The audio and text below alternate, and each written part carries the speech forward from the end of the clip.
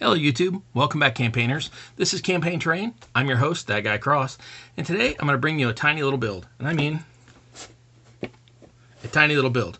I'm in the midst of a guild build for the Tabletop Crafters Guild for the January Woodland Shrine build.